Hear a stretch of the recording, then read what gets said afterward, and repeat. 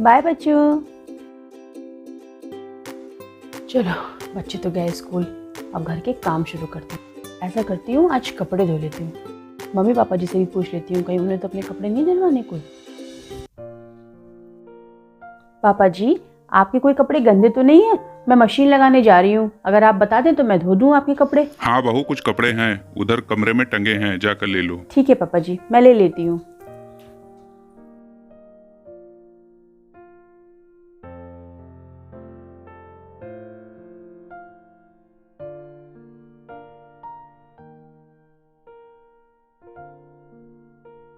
पापा जी मैंने आपके सारे कपड़े ले लिए, ये सॉक्स भी दे दीजिए पापा जी, काफी गंदे हो गए, मैं आपको दूसरा लाके दे देती हूँ। ठीक है बहू, ले जा। ठीक है पापा जी।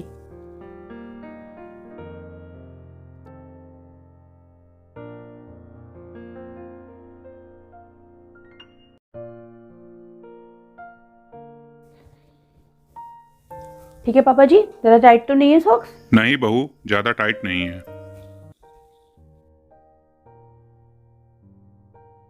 मम्मी जी आपके कोई कपड़े हैं धोने वाले, दे दीजिए, मैं मशीन लगाने जा रही हूँ।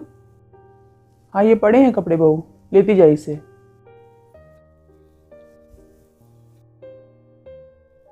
ये दोनों? और बहू समय से सारे कपड़े धो के डाल देना,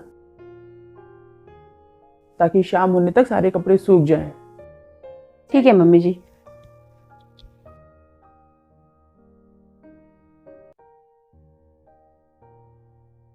आज कपड़े तो बहुत ज़्यादा हो गए हैं, इन्हें धोते धोते तो मुझे शाम हो जाएगी और नाश्ते का भी टाइम हो रहा है।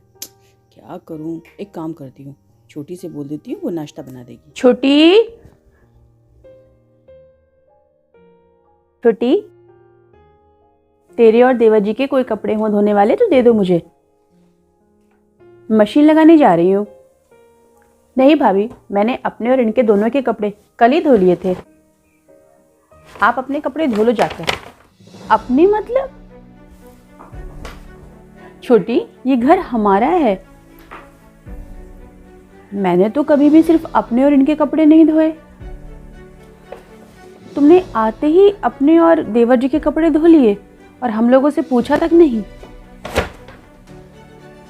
मैं तो जब भी कपड़े धोने जाती हूँ घर के एक एक मेंबर से पूछती हूँ, यहाँ तक कि तेरे आने से पहले देवर जी के भी कपड़े मैं ही धोती थी।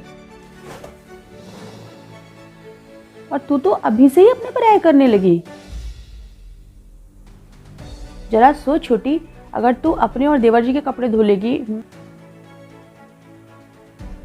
मैं अपने और तेरे भैया के कपड़े धो लूंगी, तो पापा मम्मी जी के कपड़े कौन धोएगा? तो पापा मम्मी की जिम्मेदारी भी तो हमारी ही जिम्मेदारी है। भाभी आपको मुझे इतना ज्ञान देने की जरूरत नहीं है, मैंने पूरे घर के कपड़ों का ठेका नहीं ले रखा है। और आप ना ये बार बार मुझे सुनाया मत करिए कि इनके कपड़े धोती थी, इनके कपड़े धोती थी। अब मैं आ गई हूं ना, अब आपको इनका कोई भी काम करने की कोई ज़रूरत नहीं है। ज्ञान देने की बात नहीं है छोटी, मैं बड़ी हूं तो उससे पहले इस घर में आई हूं, और मैं जिस तरह से काम करती आई थी, मैंने सोचा तेरे आने के बाद मेरा काम हल्का हो जाएगा।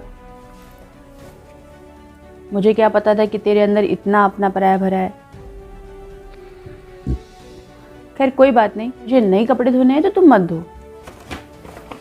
लेकिन एक काम कर, किचन में जाकर के नाश्ता बना दे, पापा मम्मी जी की दवाई का टाइम हो रहा है। क्यों? मैं क्यों बनाऊं नाश्ता? क्योंकि मैं कपड़े धोने जा रही हूँ, क्योंकि अगर मैं किचन में लग गई तो कपड़े धोने का काम आज रह जाएगा और धूप निकल जाएगी, फिर शाम तक कपड़े सूखेंगे नहीं तो माँ जी नाराज होंगी। इसलिए तू जा किचन में जाके नाश्ता बना दे,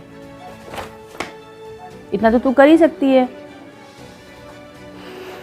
सॉरी भाभी, मुझसे नहीं बन पाएगा इतने लोगों का नाश्ता, आपका जैसे मन करे वैसे मैनेज करिए।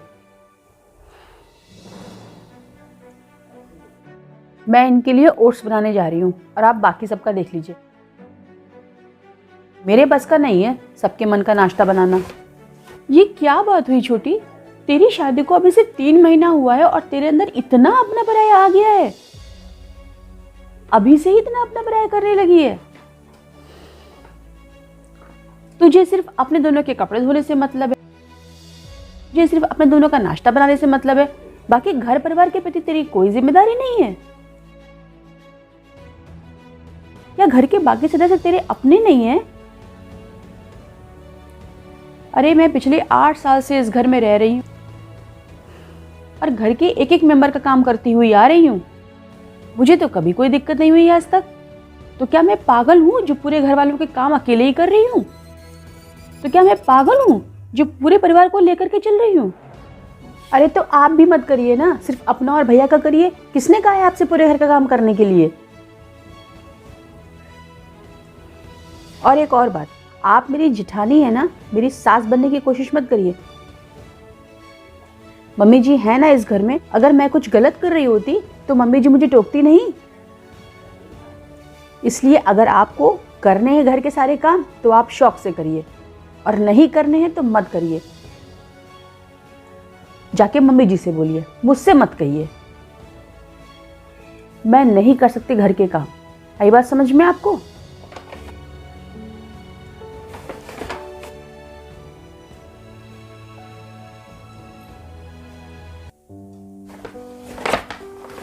घर का ठेका ले रखा है क्या मैंने?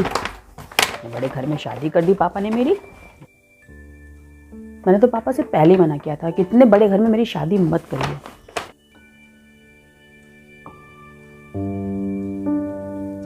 बड़ी सारे काम कर दो।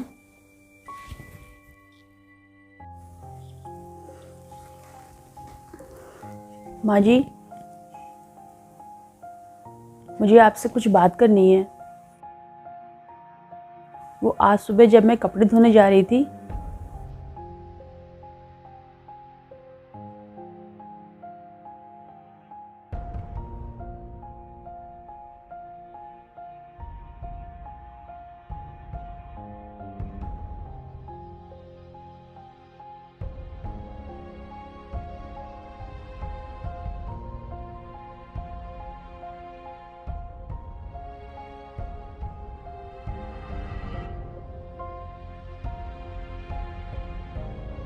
अरे बहू, ये तुझे हो क्या गया है?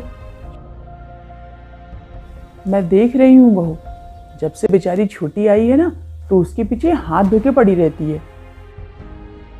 छोटी के आते ही तेरे अंदर इतनी चिढ़ और जलन पैदा हो गई उसके लिए।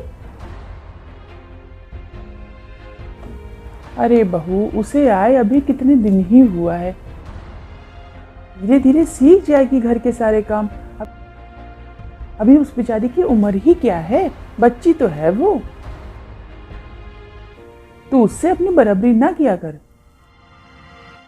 तू बड़ी है, समझदार है। अरे माँ जी, इसमें चिढ़ और जलन की तो कोई बात ही नहीं है। ये घर हम दोनों का है, हम दोनों इस घर की बहुएं हैं, तो जिम्मेदारी भी तो हम दोनों की होनी चाहिए। और मैंने तो ये सोचा था कि देवरानी आ जाने से मेरा काम हल्का हो जाएगा, लेकिन यहाँ तो अलग ही हाल है। और आप है कि मुझे ही समझाए पड़ी हैं।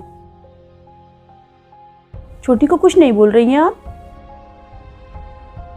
माँ जी, आपकी इसी चुप्पी की वजह से छोटी मुझसे हमेशा कहती है कि मेरी जेठानी बन के रहिए, मेरी सास बनने की कोशिश मत करिए। क्योंकि सास ने तो अपना मुंह बंद करके रखा है छोटी की तरफ से। माँ जी, जब मैं इस घर में बहू बनकर आई थी तो मेरी भी उम्र छोटी की उम्र के बराबर ही थी, लेकिन मेरे अंदर तो कभी अपना पराया नहीं आया। एक बात कहूँ माँ जी, यहाँ जितनी गलती छोटी की है ना, उससे कहीं ज़्यादा गलती आपकी है, क्योंकि घर का शासन आपके हाथ में है, छोटी के नहीं।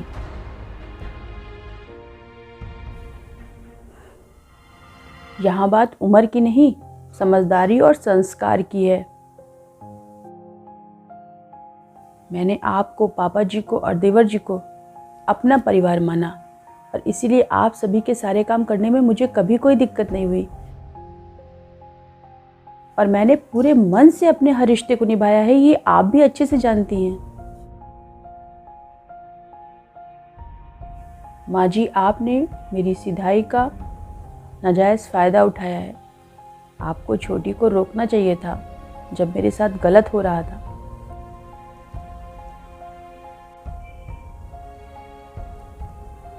आपको छोटी को समझाना चाहिए था, लेकिन आप तो मुझे ही समझा रही हैं।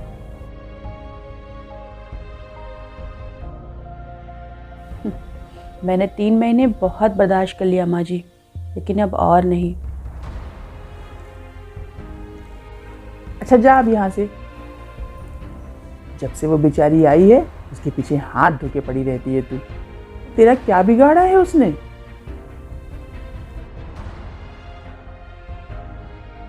माफ़ कीजिएगा, अब अगर आपके घर का बंटवारा होता है तो इसकी जिम्मेदार बड़ी बहू नहीं, छोटी बहू नहीं, बल्कि आप खुद होंगी।